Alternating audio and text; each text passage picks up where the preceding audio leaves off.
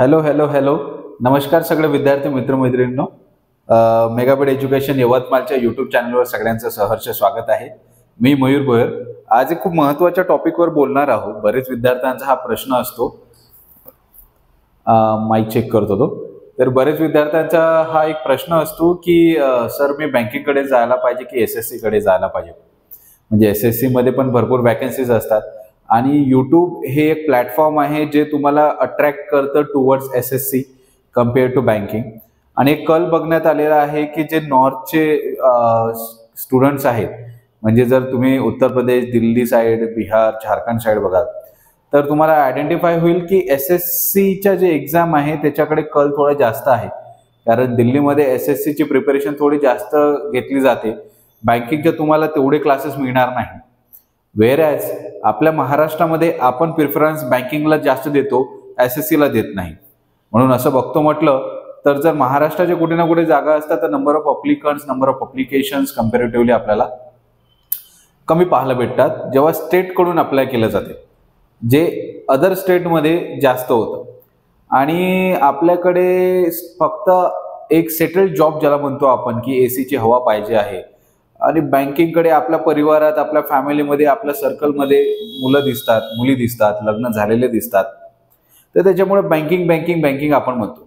Even आपले जर सराउंडिंगमध्ये बघाल तर तुम्हाला असं कोणी एसएससीची पोस्ट काढलेली, सब इन्स्पेक्टर लागलं बा, किंवा टॅक्स इन्स्पेक्टर लागलेला आहे, किंवा त्या ॲडमिनिस्ट्रेटिव्ह सेक्शनमध्ये गेलेला आहे, कोणी ऑडिट ऑफिसर झालेला आहे, असं पाहायला फार कमी येते. हां, तुमच्या सर्कलमध्ये तुम्हाला क्लर्कल बेसची जॉब करणारा किंवा एखादा मॅनेजर झालेला बँकमध्ये, वेगवेगळ्या बँक्समध्ये, हे तुम्हाला जास्त पाहायला मिळते. तर एक टेंडन्सी झालेली आहे, कंपल्सरी तर नाही आहे पण एक टेंडन्सी झालेली आहे. म्हणून ज्या विद्यार्थ्यांना आता एक पाऊल एसएससीकडे उचलायचं आहे, किंवा जे विद्यार्थी एक सुरुवात करत आहे, बँकिंग एसएससीचा डिफरन्स माहीत नाही आहे, सिलेबसचा डिफरन्स माहीत नाही आहे, म्हणून फक्त मला बँकिंग करतो कारण बँकिंगचा सिलेबस सगळे सांगतात म्हणून माहिती आहे, जो कन्सेप्ट आहे तो मी थोडासा दूर करण्यासाठी एक व्हिडिओ घेऊन आलेलो आहे. म्हणून या व्हिडिओला नक्की तुम्ही शेवटपर्यंत बघा. शेवटपर्यंत काही ना काही मी तुम्हाला डाऊट क्लिअर करत राहील. आणि या व्हिडिओला बघितल्यानंतर किंवा सोबतच चॅनलला सबस्क्राईब करायला मात्र विसरू नका. सबस्क्राईबचा काउंट फार छान वाढतोय, म्हणजे कुठे ना कुठे विद्यार्थ्यांना कळतंय. आणि ही जी क्वालिटी आहे आम्हाला इम्प्रूव्ह करायची आहे, तर तुमचे जे सजेशन्स असेल ते तुम्ही कमेंट बॉक्समध्ये पण सोडू शकता. Comments are always welcome. अप्रिशिएशनच्याच नाही तर सजेशनच्या सुद्धा कमेंट्स तुम्ही आम्हाला पोहोचवा. तर जसं इथे बँक वर्सेस एसएससी मी इथे एक पोस्टर लावलेलं आहे, तर आज आपण या दोन प्रोफाईल बद्दलचं डिस्कशन करूया. बरेच जणांचे प्रश्न हेच असतात की एसएससी, आता हे तर ग्रॅज्युएट लेवलची एक पोस्ट असते, आणि बँक पीओ म्हटलं तर आपल्या बँकमधली एक चांगल्या लेवलची किंवा सगळ्यात चांगल्या लेवलची जी पोस्ट आहे, असिस्टंट किंवा क्लरिकल लेवलच्या वरची, तर सीजीएल एसएससी मधली एक रेप्युटेड पोस्ट आहे. तशीच बँकमधली पीओ ही एक रेप्युटेड पोस्ट आहे. तर कोणती चांगली आहे किंवा कोणती कठीण आहे, कोणत्या याचा अभ्यास करायचा, कोणत्या याचा नाही करायचा, तर ते आपण इथे बघूया. तर जसं इथे दिलेलं आहे स्क्रीनवर, सर्वप्रथम इथे एक्झाम ज्या कंडक्टेड बाय एसएससी आहे की एसएससी जीडी, एक कॉन्स्टेबलची पोस्ट जी असते ती पोस्ट, किंवा एक ग्रॅज्युएशन लेवलची पोस्ट, एक हायर लेवलची पोस्ट, हायर एज्युकेशन लेवलची म्हणजे 12 बेस पोस्ट, किंवा ज्युनियर इंजिनियर असो, किंवा सीपीओ असो, 10 बेस एमटीएस असो, स्टेनो असो, या पोस्ट एसएससी हे दरवर्षी आपलं एक नोटिफिकेशन रिलीज करून या सगळ्या पोस्ट काढत असतात. आणि जे बँकिंगवाले आहेत यांचं वर्षभर काही ना काही चालू राहतं. मोस्टली जून जुलै नंतर जास्त कल असतो, आणि डिसेंबर, जानेवारी, फेब्रुवारीमध्ये तुमच्या एक्झाम्स होतात. नोटिफिकेशन परत ते ऑगस्ट, आता परत निघालेलीच आहे की ऑगस्ट सप्टेंबर पुढे तुमचं कॅलेंडर आहे बा एक्झामचं. परंतु वेगवेगळ्या एक्झाम ज्या बँकिंग सिलेबस रिलेटेड आहे, इन्शुरन्स एक्झाम रिलेटेड आहे, हे वर्षभर चालल्यासारख्याच चालतात. असं काहीच नाही आहे 2-3 महिने ब्रेक झाला की चालतच राहतात. प्री झाली की मेन्स राहते, मेन्स झालं की पुढचं काही राहते. तर हे बँकिंगमध्ये असं चालूच राहतं. तर एसबीआय पीओ आहे, एसबीआयची एसओ आहे, क्लरिकल आहे. परत आयबीपीएस वेगळी एक्झाम घेतो जिच्या सगळ्या बँक्स राहतात, एसओ आहे, क्लरिकल आहे. आरआरबी जे आपलं रिजनल रूरल बँक आहे ते वेगळे घेतं. आरबीआय ग्रेड बी म्हणून एक पोझिशन आहे. आरबीआय ऑफिसर ग्रेड सी आहे. आरबीआयची इंजिनिअरिंग आहे. आणि नाबार्ड जी एक्झाम घेत असतं. सोबत इन्शुरन्सच्या पण एक्झाम आहे जी मी याच्या कव्हर केल्या नाही, परंतु ऍक्च्युली मोस्टली विद्यार्थी जर बँकिंगची प्रिपरेशन करत असेल तर इन्शुरन्स सहज ते करतातच. म्हणजे ते ultimately by one get one सारखंच आहे, ते एकत्र तुम्हाला भेटतं. आणि SSCचा जो सिलेबस आहे किंवा हे तर आपण पोस्ट बद्दल बोललो, एकदा आपण पुढे सिलेबस आणि सिलेक्शन प्रोसेस बद्दलही बोलूया. तर जसं इथं तुम्हाला दिसत आहे, जर SSCची एक्झाम असो, थोडंफार एक्झाम वाईज पॅटर्न कमी जास्त होऊ शकतो, पण मेजरली किंवा मॅक्सिमम जर म्हटलं 90% एक्झाम याच पॅटर्नमध्ये तुम्हाला दिसतात. तर जसे इथे दिलेलं आहे की Tier 1 म्हणतात त्याला आपण इथे जसं बँकिंगमध्ये प्रिलिम आणि मेन्स एक्झाम म्हणतो, तर SSC मध्ये Tier 1, Tier 2 एक्झाम म्हटली जाते. Tier 1 मध्ये कम्प्युटर बेस्ड ऑब्जेक्टिव्ह टेस्ट आहे आणि Tier 2 मध्ये पण एक ऑब्जेक्टिव्ह टेस्ट आहे आणि त्यानंतर डॉक्युमेंट व्हेरिफिकेशन सरळ आपण जातो. इथे प्रिलिम होतं, मेन्स होतं आणि त्यानंतर एक इंटरव्ह्यू होतो. सब्जेक्टिव्ह टेस्ट पण आजकाल पाहायला मिळतं, डिस्क्रिप्टिव्ह पेपर पण येतो SBIच्या एक्झाम मध्ये पण, आणि नंतर इंटरव्ह्यू होतो. तर 3 स्टेजमध्ये बँक POचं सिलेक्शन प्रोसेस आहे. आणि SSC मध्ये इंटरव्ह्यू नसतो, तर Tier 1, Tier 2 ची एक एक्झाम कंडक्ट केली जाते. तर हे एक दोघांमधला एक डिफरन्स आहे जे सिलेक्शन प्रोसेसमध्ये तुम्हाला पाहायला मिळते.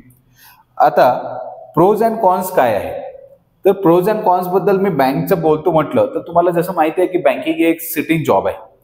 त्याच्यात there are certainly higher chances to get promotion. आणि तुम्ही जर क्लरिकल पोस्टवर असाल तर 3 वर्षानंतर तुम्हाला एक वरील पोस्टसाठी अप्लाय करू शकता.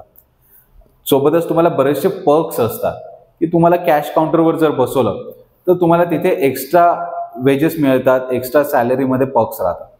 सोबत फर्निचर, लॅपटॉप या सगळ्या गोष्टींसाठी पण तुम्हाला अलाउन्सेस राहतात जे तुम्हाला इनिशियली चालू होतात. आणखी एक चांगला पर्क म्हणजे जो बँकच्या याच्यात असतो की एकदा रिझल्ट लागला की विदिन 6 मंथ्स ते तुमच्या जॉईनिंगचे प्रयत्न करतात. SSC मध्ये थोडंसं असं पाहायला मिळते की जॉईनिंग थोडीशी डिले होते. बँक PO मध्ये जॉईनिंग जी आहे ती सिस्टमॅटिकली लवकर दिली जाते. तर प्रमोशनचे हाय चान्सेस आहे तुमची. असिस्टंट मॅनेजरवर मॅनेजर पद एक 3 वर्ष वगैरे तुम्ही नंतर देऊ शकता. लो सायकल ऑफ ट्रान्सफर, तशी ट्रान्सफर बघतो म्हटलं तर आपली 3-3 वर्षांच होते, तर मी लो सायकल ऑफ ट्रान्सफर नाही म्हणेल, पण 3-3 वर्षांनी, आता ते सेटिंग वगैरे भाग वेगळा, पण 3-3 वर्षांनी तुमची ट्रान्सफर होतेच. त्यानंतर गुड सॅलरी आहे, एक सर्टनली चांगली सॅलरी आहे आणि लोअर लोन रेट्स हा पर्क मधला भाग येतो की बँकमध्ये तुम्हाला जे लोअर, जर तुम्हाला होम किंवा कन्स्ट्रक्शन असेल, प्लॉट असेल, होम लोन असेल, तर ते तुम्हाला रेट ऑफ इंटरेस्ट कमी मिळतो, जे कम्पेअर टू जे नॉर्मल आहेत आपल्यासारखे त्यांच्यापेक्षा बँकवाल्यांना एक फिजिबल राहतं लोन घेण्यासाठी. कॉन्स काय आहे, तर posting can be rural, customer dealings can be rude आणि हाय वर्कलोड. विशेष म्हणजे विद्यार्थ्यांनो, SSC एक्झाम मध्ये तुम्हाला लोकांशी फारसा काही संबंध पडत नाही. तो तुम्हाला संबंध पडतो तो आपल्या जे काही असेल लिमिटेड लोकांशी पडतो. तुम्ही जर तपासणीला गेले, तुम्ही सर्व्हिलन्सला गेले, तुम्ही रेट टाकायला गेले तर त्या पोस्टमध्ये तुम्हाला त्या लोकांशी संबंध पडेल. पण बँकमध्ये इतकं हेक्टिक असतं की तुम्हाला कस्टमर फक्त त्यांना रिस्पॉन्स नाही तर त्यांचं सॅटिस्फॅक्शन पण करावं लागतं. तर त्याच्यामुळे तो एक हेक्टिक पार्ट बनून जातो. त्यानंतर पुढे बघा की SSC मध्ये काय आहे. SSC मध्ये पण प्रमोशनचे चान्सेस हाय राहतात, बँकिंगमध्ये राहतात, दोघांमध्ये फारसा काही तेवढा मेजर फरक नाही आहे. एक सोसायटीमध्ये रिस्पेक्ट असते. बँकमध्ये गेलं तर एक क्लरिकल जॉब केली असं म्हटलं जाते की सिटिंगचा जॉब आहे, इडल जॉब आहे. परंतु एक SSC मध्ये टॅक्स इन्स्पेक्टर जर तुम्ही बनाल किंवा एक ऑडिट ऑफिसर बनाल किंवा चांगल्या पदावर जर जाल तर तिथे तुम्हाला एक रिस्पेक्ट राहते. युनिफॉर्म पण राहतो काही पोझिशनमध्ये, तर तो पण एक सेन्स ऑफ रिस्पेक्ट देतो. एक पॉवर राहते. ऍडमिनिस्ट्रेटिव्ह भागामध्ये तुम्हाला काही ना काही डिसिजन्स घेता येतात. एक ऍडमिनिस्ट्रेशनशी तुम्ही कनेक्टेड राहतात. इलेक्शनमध्ये पण तुमच्या ड्युटीज लागतात. बँकचे जे लोक आहेत त्यांचे इलेक्शनमध्ये ड्युटी लागणं हे अशक्य आहे किंवा नाही दिसत आपल्याला. Overall exposure to the government sector आहे. Advantages of getting promoted to the gazetted post आहे. Cons with a posting away from home, relocation across pan India आणि लेस प्रेशर. कुठल्या सेंट्रल पोस्ट असतात तर त्याच्यामध्ये तुम्हाला रिलोकेशन जे आहे ते पॅन इंडिया असते. बरेचदा असं होते, तसं पण SSCच्या ज्या पोस्ट राहतात ते फार स्लो राहतात पोस्टिंगसाठी. तर त्याच्यामुळे कम्पेअर टू जर बँकिंग बघतो म्हटलं तर बँकिंगची पोस्टिंग फास्ट होते, 3 इयर्समध्ये होते. परंतु जी SSCची बघतो ते आपली थोडीफार स्लो होते, 4 to 5 इयर्स लागतात. आता बघा इथे काही गोष्टी आहेत ज्या मुलांच्या राहतात त्याच्याबद्दल मी डिस्कस करतो. जसे इथे म्हटलेलं आहे की जॉब प्रोफाईल. आता जॉब प्रोफाईलमध्ये एक्झॅक्ट काय असतं, तर एसएससीची जर तुम्ही पोस्ट बघाल, जर एखाद्या तुम्ही ठिकाणी जॉईन झाले तर तुम्ही ऍडमिनिस्ट्रेटिव्ह वर्क करता, तुम्हाला कुठलं अकाउंटिंगचं काम दिलेलं जाईल, तुम्हाला सर्व्हिलन्सचं काम दिलं जाऊ शकते, किंवा तुम्हाला रेट टाकायची असेल तर ते काम दिलं जाऊ शकते. म्हणजे क्लायंट डिलिंग बेसिकली कमी असते आणि जो वर्कलोड आहे तो कुठे ना कुठे तिथे कमी असतो. परंतु बँकची जर तुम्ही पोस्ट पाहाल तर तिथे तुम्हाला कस्टमरशी डेली कॉन्टॅक्ट पडतो, डेली त्यांच्याशी इंटरॅक्शन, त्यांचे प्रॉब्लेम सॉल्व्ह करावे लागतात. तुम्हाला कॅश हँडलिंगशी काम पडतं. त्यानंतर कॅश हँडलिंग सोबतच तुम्हाला कस्टमर सॅटिस्फॅक्शन तर करायचंच आहे, परंतु जे वरून लोड असतं टार्गेटचं, तो टार्गेट पण कव्हर करावं लागतं. एसएससी मध्ये टार्गेट तेवढं काही नसतं, परंतु बँकच्या जॉबमध्ये तुम्हाला टार्गेट्स अचीव्ह करावं लागतात. तुम्हाला कॅश सोबत दिवसभर खेळावं लागतं. त्यांचे अकाउंटिंग, त्यांचे ट्रान्झॅक्शन्स, लोन्स, रेकॉर्ड्स हे सगळं मेंटेन करावं लागत असतं. हे जॉब प्रोफाईल अंडर इथे येते. दुसरं बघा, वर्क प्रेशर. वर्क प्रेशर तर आजकाल तर सगळ्याच फील्डमध्ये आहे, असं म्हणता येत नाही की इथे वर्क प्रेशर कमी, तिथे वर्क प्रेशर कमी. परंतु बँकिंगमध्ये काय आहे की जसं बँकिंगमध्ये तुम्हाला टार्गेट्स खूप असतात, तुम्हाला तुमचे प्रोडक्ट सेल करायचे असतात, तुम्हाला तेवढी अमाऊंट तुमच्या अकाउंट्समध्ये, तुमच्या बँकच्या ब्रांचमध्ये आणावे लागते. आणि सोबतच तुम्हाला मार्च एंडिंग असते, तुम्हाला टार्गेट्स असतात, तुम्हाला इयर एंडिंग असते, तुम्हाला थोडा कॅश फ्लो ठेवावा लागतो. एसएससी मध्ये असं नसतं, तेवढं प्रेशर नसतं, टार्गेट्स नसतात आणि तुमचं जे वर्क कल्चर आहे एकदम म्हणजे जो म्हणतो ना आपण गव्हर्नमेंट जॉब, एक शांत सुस्त, तशा प्रकारची एसएससी मध्ये तुम्हाला काही प्रोफाईल्समध्ये मेजरली पाहायला मिळते, जिथं तुमचा सिटिंग जॉब असतो, ऍडमिनिस्ट्रेटिव्ह वर्क असतं, ना क्लायंटशी कनेक्ट ना काय. तर ते एक तिथे बेनिफिट आहे. किंवा ज्याला एनर्जेटिक असतो व्यक्ती, ज्याला ते ऍक्टिव्ह जॉब पाहिजे, त्याच्यासाठी बँकिंग पण एक चांगली पोझिशन असेल. वर्किंग अवर्स मध्ये बघतो म्हटलं तर एसएससीची जी जॉब आहे, एसएससी मध्ये तुम्हाला 5 days अ वीक असतं, म्हणजे सॅटर्डे संडे तुम्हाला सुट्टी असते आणि बरोबर जेवढे ठरलेले जे अवर्स आहे तुमचे ऑफिस अवर्स, तिथे काम करावं लागतं. एक्स्ट्रा काम करायची गरज नाही, आपलं घरी गेलं रे बाबा, फॅमिली सोबत वेळ घालवला. परंतु बँकमध्ये काय आहे की तुम्हाला एक सर्टन वर्किंग अवर्स दिलेलं आहे, त्याच्यापेक्षा जास्त थांबावं लागतं. कॅश मिसमॅच झाली तर तरी थांबावं लागतं, टार्गेट अचीव्ह करायचे मीटिंग्स आहे तरी थांबावं लागतं. आजकाल तर सॅटर्डे संडेचा लोकांना एक्झॅक्ट आयडिया पण मिळत नाही, कधी दुसरा आणि चौथा सॅटर्डे ऑफ करतात, कधी सगळे सॅटर्डेज ऑफ करतात. आणि विशेष म्हणजे जेव्हा मार्च येतं आणि आपलं इयर एंड येतं, तर त्यावेळी तुमचे वर्किंग अवर्स कसे जातात आणि कधीपर्यंत तुम्ही 8 पर्यंत 9 पर्यंत ऑफिसमध्ये राहतात हे कधीही सांगता येत नाही. तर जे विद्यार्थी जॉब घेतात आणि एका ठिकाणाहून दुसऱ्या ठिकाणी रिलोकेट करतात, बँकची पोस्ट असली फॉर एक्झाम्पल, तर तुम्हाला तुमच्या स्वतःच्या एक्सपेन्सेसवर ते करावं लागतं. आणि एसएससी मध्ये पण जवळपास तेवढंच असतं, परंतु जॉब जे आपली लोकेशन आहे, आपल्या लोकेशनला प्रायोरिटी देत पोस्टिंग ते लवकर देतात आणि जास्त लवकर हलायची गरज नाही. 5-5 वर्ष 6-6 वर्ष तुमची पोस्टिंग तिथल्या तिथेच राहते. सॅलरीच्या वाईज जर बघतो म्हटलं तर दोन्ही सॅलऱ्या जवळपास सारख्याच आहे.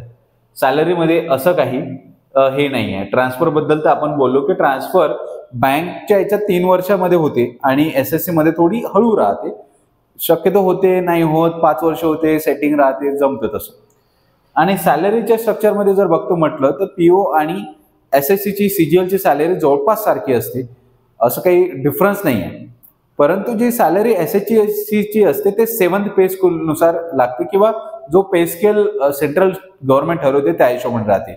आणि 7th पे स्केल पासून तर 8th पे स्केल, आता हे 10-10 वर्षानंतर पे स्केल वाढतात. वेअर ॲज बँकची सॅलरी ही परत 5-5 वर्षांनी 5-5 वर्षांनी त्याच्यात चेंजेस होत राहतात. त्याच्यामुळं ही एक चांगली गोष्ट आहे बँकमध्ये की सॅलरी स्ट्रक्चर चेंज होते. एसएससी मध्ये तेवढं सॅलरी स्ट्रक्चर चेंज होत नाही.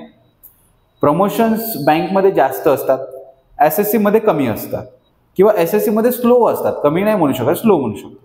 आता जर सिलेबस पॉईंट ऑफ व्ह्यूने बघतो म्हटलं तर दोन्हीही एसएससी आणि बँकिंग मध्ये हा जो पार्ट असतो की क्वांटिटेटिव्ह ऍप्टिट्यूड आहे, एक रिझनिंगचा पार्ट आहे, त्यानंतर एक इंग्लिशचा पार्ट आहे आणि जो चौथा असतो आपला स्टॅटिक जीके किंवा जनरल नॉलेज म्हणूया, जनरल अवेअरनेस म्हणूया. हे जे 4 पार्ट्स आहेत तर हे ऑलमोस्ट सेम असतात एसएससी आणि बँकिंग मध्ये.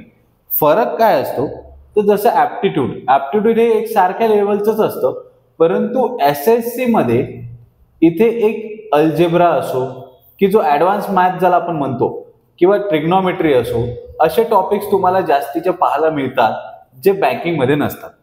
तर तो एक डिफरन्स झाला की तुम्हाला एक्स्ट्रा टॉपिक जास्त ऍप्टिट्यूड मध्ये शिकावे लागतात.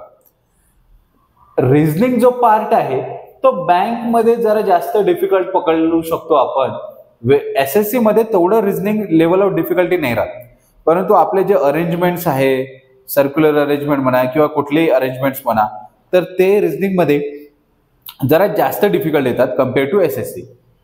इंग्लिश बघतो म्हटलं तर सारखंच असतं, फक्त इंग्लिशमध्ये काय synonym, antonyms, spot error, one word substitution याच्यावर एसएससी मध्ये जास्त भर असतो. तर आपल्या बँकिंगमध्ये पॅसेज कम्प्रिहेन्शन, त्यानंतर पॅराजम्बल्स, क्लोज टेस्ट याच्यावर जास्त भर असतो. एक वोकॅब प्लस ग्रामर बेस आपलीवाली बँकिंग राहते आणि एसएससी मध्ये एक एंटोनिम, सिनोनिम, स्पॉट एरर किंवा ग्रामर असे पार्ट जास्त राहतात. आणि जनरल अवेअरनेस बघतो म्हटलं तर एसएससी मध्ये स्टॅटिक जीकेला जास्त प्रिफरन्स दिला जाते आणि आपल्या इथे जे इकॉनॉमिक्सचा पार्ट आहे किंवा जनरल अवेअरनेस मध्ये आपण असं म्हणू शकतो की फायनान्शियलचा पार्ट आहे, बँकिंग अवेअरनेस जो पार्ट आहे हे जरा जास्त असतात. तर हे दोघांमध्ये डिफरन्स आपल्याला पाहायला मिळतो. तर तुम्हाला दोन्हीची प्रिपरेशन करायची असेल तर सिलेबस जवळपास सारखा आहे. मॉक टेस्ट तुम्ही लावून ती बाकीच्या गोष्टी कव्हर करू शकता.